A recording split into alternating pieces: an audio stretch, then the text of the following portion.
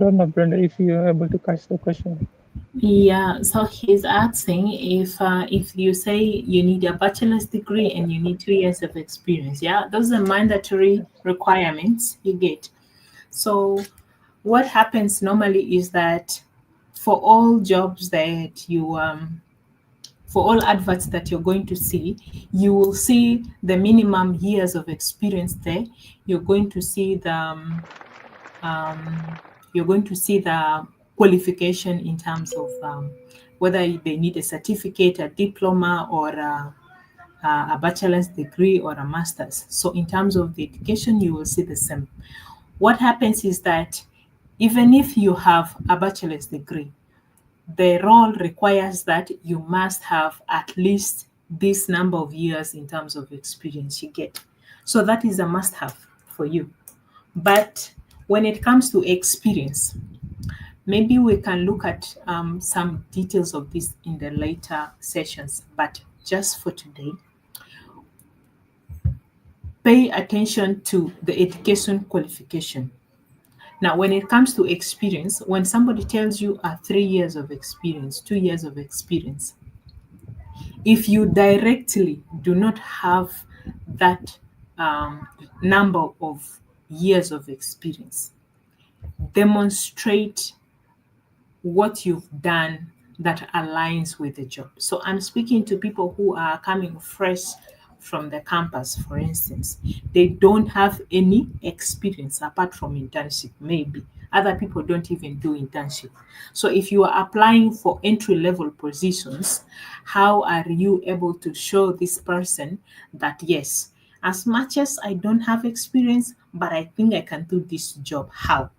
Throughout your cover letter and CV, you should be able to re-emphasize things you've been doing throughout your school days that aligns with the job, that have put you in a position where you are able to demonstrate that you can do that job because you've not had the opportunity to work and you need that opportunity. So you should show that person that I am coming from the school, yes, but throughout my school, I've been a leader, I've been doing this, I've been this club, I've been presenting courseworks, I've been doing a number of school projects, I've was the chairperson for something and all of those.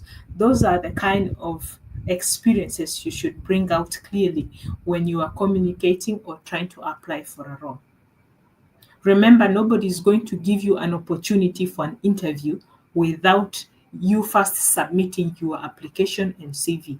So all of this must first come in form of presentation. How you're going to present it matters a lot because you don't just wake up and say, oh yeah, I do not have. You get. It's very important for you to know and understand how do I present this as value to the employer. You get. So in terms of the experience, sometimes they may ask for 3 years, you have to apply. Balance the 1 year with every other thing that you've been doing that matches the role. I hope that is clear enough. Oh, okay. Yeah, both John, both you can give it a thumb up if that answers your question. It's very clear. Thank you so much. Okay, Okay. okay. So that you still have more minutes for us to have questions, and if you and also a reminder, the attendance is posted in the chat box. You can fill as we are also continuing with the Q&A session. So you can put up your hand as our culture here, put up your hand, and then I can give you the chance to unmute and ask your questions. Any questions? Or you can type in the chat box.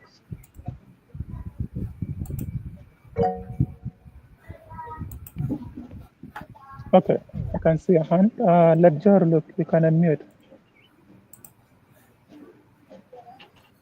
Let Jor, you can unmute. Okay. Yeah, I'm listening to you. Thank you, Okay. Rowan, for the nice presentation. I really learn a lot. Thank you so much for taking your time to come and teach us. It's not an easy job for someone to sacrifice his time to operate it to other. So my question will goes like, for instance, there's some job that used to require like 3 years of experience, 4 years of experience. As someone who just graduated from university and I want that job and I don't have a job or I don't have work experience, so how will I survive such a scenario? This is my just graduating from university and I'm looking for a job and I don't have a job experience. What shall I do for such a thing? That's what I would like to know. So, being fresh from university, the roles that you should apply for are entry level roles, right? This is the best advice that I can give you. The moment you see an advert that is asking you for 4 years of experience, 5 years of experience, that is a more senior role. And if you don't have direct experience, they will never shortlist you for that role. Yeah. So don't apply for roles that are more senior because they will not shortlist you. Being fresh from the university, apply for all entry level positions that align with your career.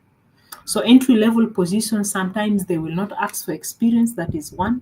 Number two, they will ask you for 1 year or 2 years of experience. That is still okay. And just like I mentioned earlier, when you are applying, even if you don't have this experience, demonstrate that throughout your school, you have been doing things and have gained skills that you can easily transfer to the workplace that can enable you to succeed on the role. Is that okay? So you don't have to say, oh, I worked and all that. No, you have to just transfer all the skills that you have gained throughout the school that you can easily transfer on the job that can help you succeed on the job. Now, I know a couple of people are used to the fact that, oh, you can lie that, hey, I've worked at my company, my cousin's company. You can create, of course, experiences and all that in your document. But make sure that whoever you are lying about is able to vouch for you when they are called. Because some of us, we put people there, and when we call these people and they be like, oh, no, I even don't know, like he's never worked here. How can he lie? You get. So this person is never going to back you up. So don't lie about things in your CV. In the current world that we're working in, yes, we see a number of things happening and all that. But let's be honest to ourselves and ensure that we are honest and that if the opportunity is meant for us, that we will be able to get it at some point. So use a lot of transferable skills that you can transfer from the school, and also take on internships, take on volunteer opportunities, because you're not going to sit around waiting for the job to find you. Try to do something now that can give you a push in your career in terms of your job search. Find voluntary work, do them internship work and all of those, so that you're able to gain experiences.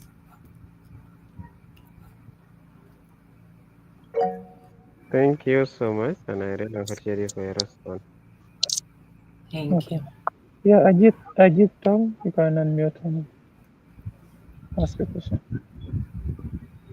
Yeah, mine is a question concerning salary. I know very well that most of the things for our country here are not all that standard as the other countries. Take, for example, the salary that is being paid around the world, maybe for the job description that you may apply for, are always, or maybe they have a range whereby you can actually know that this is the range. But for the case of South Sudan here, it's not as it used to be. I mean, it's not to the standard of the global salary range. So how would I claim my right in order I should be paid as those of the other countries around the world, given the job description, given the qualification and the career for that job? So I'm asking about salary. So how would I convince, or how would I talk to the employer, telling him that you have to pay me this much as of the other countries around the world? Thank you. That is who? Ajit. Your question is very funny. You know, you're not going to compare South Sudan with the rest of the world, okay? And even with just South Sudan alone, you don't compare the companies and the organizations, all right? So just when you are applying for roles within South Sudan, have a clear understanding of the market value in terms of that particular position within South Sudan. Don't take it outside South Sudan. Nobody will hire you on that level. Okay. Maintain within South Sudan. But if you are applying for an international position, then yeah, you can look at what is the market value globally for this role you get. Then you can start negotiating from there. But when you're talking about roles in South Sudan and wanting those roles to be compared to international standards, it is going to be very difficult because no employer in South Sudan will accept that. When you look at the NGOs in South Sudan, you will find that even the national NGOs have a different scale. The international NGOs have different scale. The UN has a different scale. The companies have a totally different scale, including paying people in SSPs. You get. So the market is very dynamic or volatile. It's not stable. You get. So the comparison is not possible. But what you can do as a candidate is to ensure that you have a very good negotiation skills to ensure that whatever you're being paid, you get whatever you're being paid is equivalent to the value that you're going to get. Yeah, the value that you're going to give out to the employer. You get. But it's very hard for you to compare South Sudan and the rest of the world. Yeah. That means now there's no protection for us in South Sudan here. So Yeah, South Sudan doesn't have labor unions. South Sudan doesn't have anything. So it is you against the company or the organization. So you only have to have very good negotiation skills. Yeah, but of course, some of this I will cover later in other sessions. Yeah, like through the how you can do the interview and all that you get. We'll get to cover some tips there that you can eventually apply. But for you to understand is that all of this depend on you. You get. So sometimes you will find two people who are joining an organization. Uh, they may be doing the same thing and then they will be paid differently. You get, because one person would probably negotiate for a higher pay, telling the employer that, you know what, this kind of position, it is at this rate, you know, if you don't give me this, I will not take, and all that. Another person is very desperate, has never earned salary for the last 2 years. Even if you give him $100, he's taking the offer. You get, does not negotiate. Now, those sure. are the market dynamics that are there. But for us as individuals, we need to know our worth. What is the value that you are bringing to the employer? Sometimes when you are starting, it's good to say, okay, let me take this for now. But when you're on the job, now you can look at what other people are actually earning. If you're in the same level, you see. After your probation period, now you can sit down with the employer and start negotiating on your pay and the rest of the benefit. Because for 3 months, you will be able to demonstrate that you've provided value, you've delivered on results and all that. So you can renegotiate your terms of employment. So sometimes when you're starting, it's going to be challenging. But after the 3 months, you can negotiate anything, including contract period, other benefits, and all those other things. Because sometimes they even give you a small pay within the probation period because they want to see if you can actually do the job. But after 3 months, you can negotiate about everything. Thank you. Thank you very much. Thank you.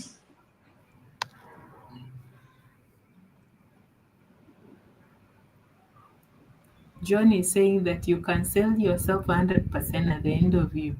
At the end, you will get 100 USD or 200 USD.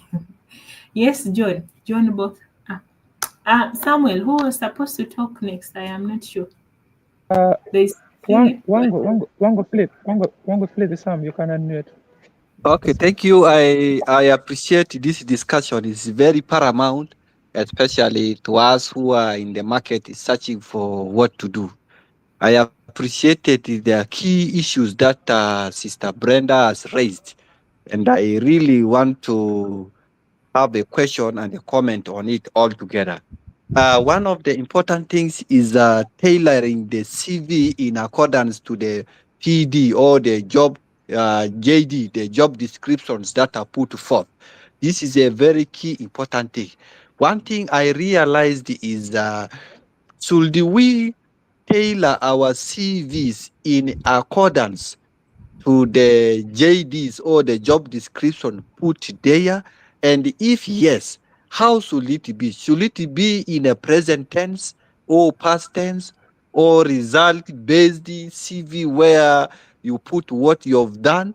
Because one time I applied and the JDs that are put there, I just put the same. For example, there was a time I worked as a project assistant in one organization, and the roles, and there was an advert in another organization of the same position, but that is now international organization. So I also applied the way I applied with the national NGO, but I found myself being knocked out. And the one time I met the HR and explained to me, say, you cannot write the same JDs that have been put in the job description on the CV.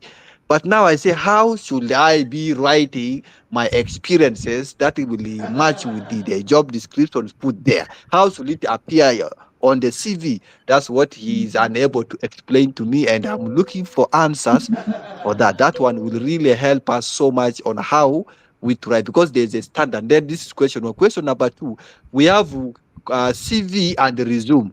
Are these two the same? Because sometimes they will say they want to resume, they want to CV. So how can you differentiate between these two terms? Thank you. thanks, Philip. Okay, so you got me just laughing so hard. Okay, so the first one is very simple. CV and resume are not the same. And the second one, yes, there is a way you can tailor your CV. So we are going to have the entire how to tailor your cover letter and CV session next week on Saturday, right? Please ensure to attend. So today Okay. is just for you to know what it means before you even tailor the CV and cover letter. What are you supposed to understand from the advert? So next Saturday, we will be looking at, okay, how do I now tailor my CV and cover letter? So you will get to understand all of those and then ask the questions once you're not clear. So I will not be covering how to tailor it right now. So next Saturday, we have the whole 2 hours talking about how to tailor. All right. Thank Including you so what much. to differentiate between a CV and resume. Thank you. Okay, I hope that answers your question, Wango Philip. So we have more questions still coming in the chat box, and also you can still send in your questions and also put up your hands if you want to ask a question. I think I'm going to take this one more hand, and then we go to the chat box to answer the question in the chat box. I can see John Bot. You can unmute and then you can ask your question. Thanks. Okay, thank you. Thank you. So my question is not that new. It is what my brother was discussing about. It is all about money. Ms. Romans, why is it hard, especially not South Sudan, all international organization? It is very hard when they heard from candidate that is actually directly to the money. For example, when they ask you a question, what do you expect from us? So when you say something relating to money directly like this, maybe you say I need 1,000 USD or 500, 300. So at the end, they disqualify you due to because that you associate yourself with the money. Why is it happening like this? Thank you. Okay, so being a recruiter myself, and what normally happens is that when somebody asks you what is your salary expectation, you get how you answer it matters a lot. You get how you answer it matters a lot, and one of the key strategies for you to answer how or what is your salary expectation is simply by providing a range. You get So understand the market value in terms of that position you are applying for, and then say at the range, say something like, I am comfortable working within the range of 500 to 1,000, and this can be based on your salary scale. Very simple, you get.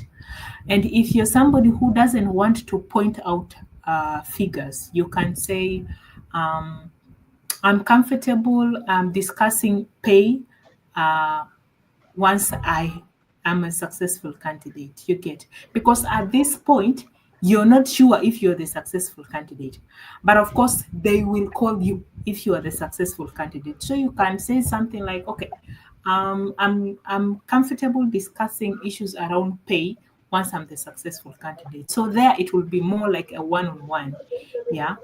And then you can also opt for uh, to ask them back, yeah. So when they ask you, okay, what is your salary expectation, you can ask questions like, okay, um basically depending on the benefits that the organization or the company is offering, you get. So what does a benefit package look like in your company or in your organization? So you are sending the question back to them because you don't know what they're offering. Some people offer flat salary, you take your salary and go away.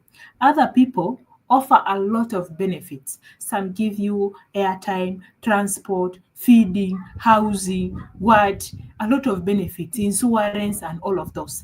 Now, even if somebody is giving you 500 as money that you take home, but gives you all these allowances, trust me, you will take that job. You get, because you need free accommodation, you need airtime, you need transport, you need tickets to go somewhere. I mean, there are a lot of things that comes with paying somebody. That's why it is called a package or compensation, because it comes with a lot of benefit. So for somebody to want to fix you in one box, you can send the question back to them and have them explain what their compensation package look like.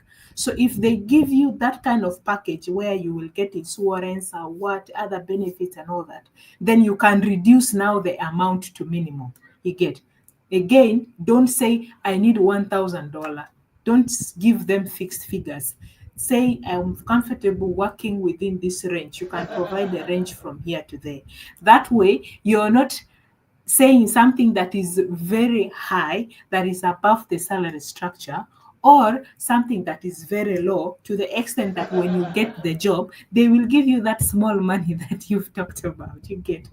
But for an organization that is fair, that has a salary structure, even if you mentioned an amount, um, it should not be a basis for them to eliminate you. And again, you can ask them if this forms part of the interview process, part of the interview question, or it's just a side question that doesn't carry a mark. You get. So have the opportunity to ask them that question at that time. If it is part of the interview, it will carry weight, and then it can form basis of you being eliminated. But if it is not part of an interview, and in most cases, it should never be part of the interview, because the interview is not about what is the salary, because they know they have a budget, so they should know what they want to pay you. You get. So most of the time, you should ask them those right questions before you even answer. It becomes more like you're having a conversation with them other than a panel where you're being judged or something like that.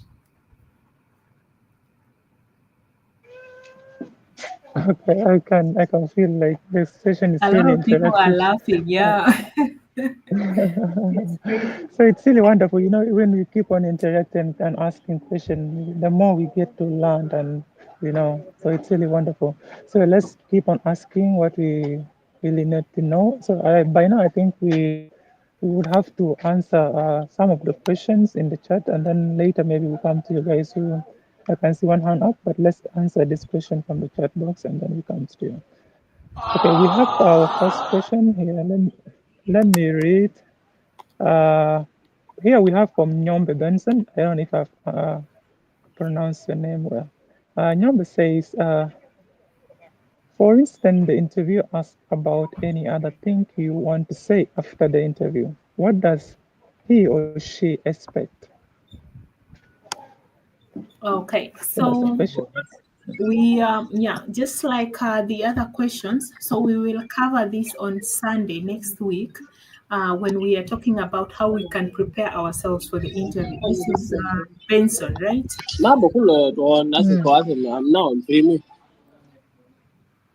Okay, so Benson, we will cover interview questions, how to respond, and all of those on Sunday next week. So we get to answer your question then.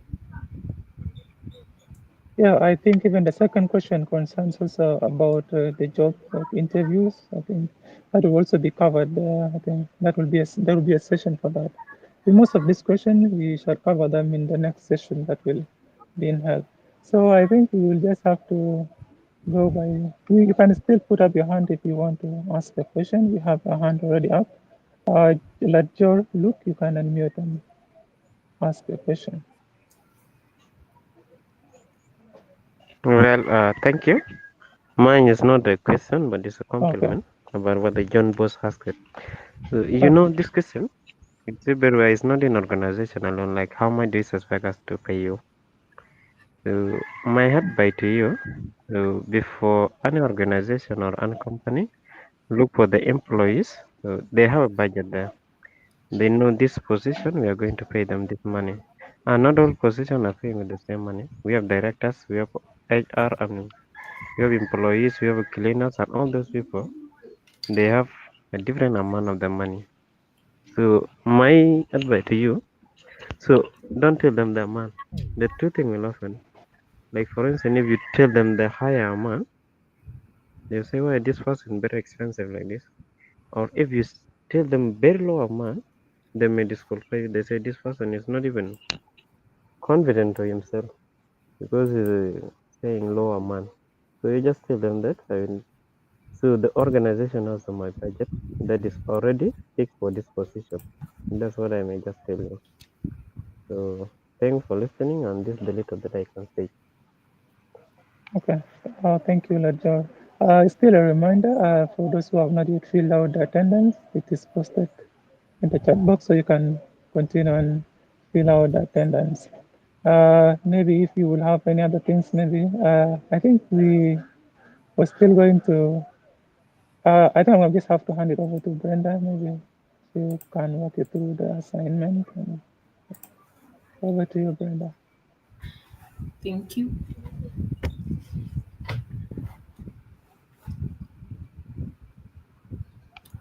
So our assignment is very simple. Um, you will, let me see if I can share my screen again.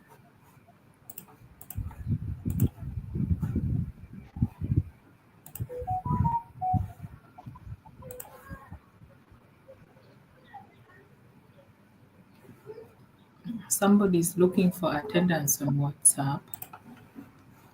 Okay. I hope you can see my screen. So you'll find a real job advert that you would like to apply for at the end of next week. Don't pick the one that the deadline will close before then.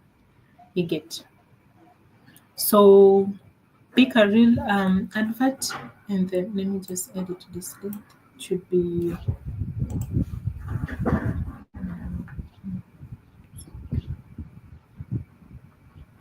28th.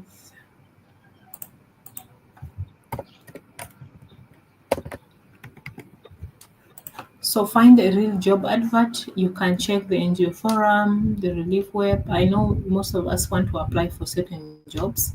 Then you analyze that job advert using that table that we've seen up there, and then just submit that through the classroom. And then also send, you can attach the copy of the advert too, because I want to see if you've been able to extract the real information from the advert. I think it's a very simple assignment, right? This is the table. This is how it looks like. You will get the copy of the slide, right? 1, 2, 3, 4, 5, 6. Yeah, basically this. So this is your assignment, these 2 slides. So you get a real advert and then you analyze it. And then you submit. You can prepare this in Google Docs. Okay? Don't open Word document. go to Google Docs, and then complete the analysis there, then submit it to the classroom, and then attach the copy of the advert there for me to see that you've analyzed the correct advert. Okay. Any questions?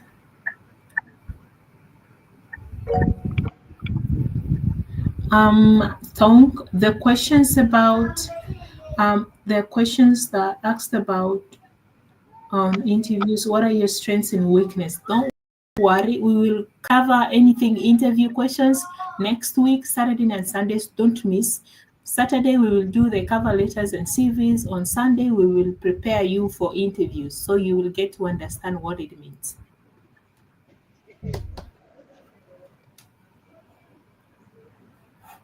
Do you have any questions on the assignment that we have for this session? You are required to submit the assignment by Friday next week, which is 28th of November.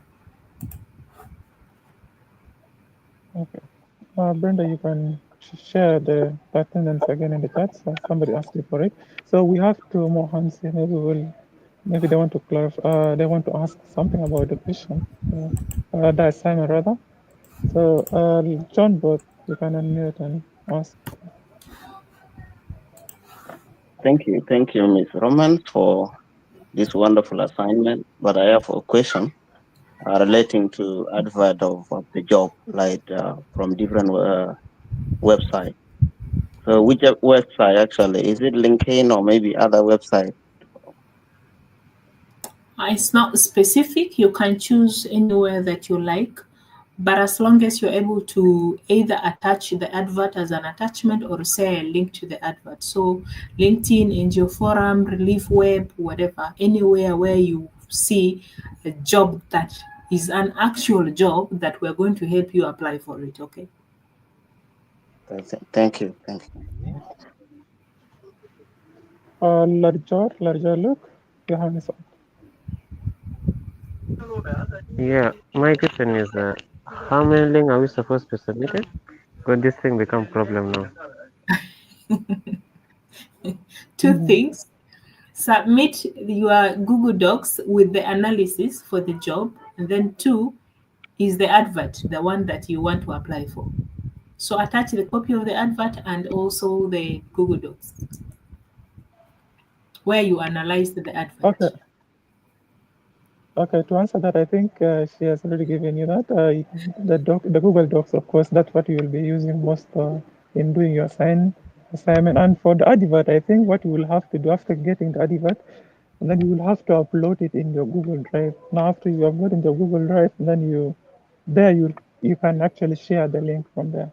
Because if it's in your phone, you can't get where to share the link unless you upload it to your Google Drive, and then from there you'll get the link, then you share the link. So that I think we'll have to do. So there are two things that you'll submit now, I think. So any other question concerning the assignment? Any other question?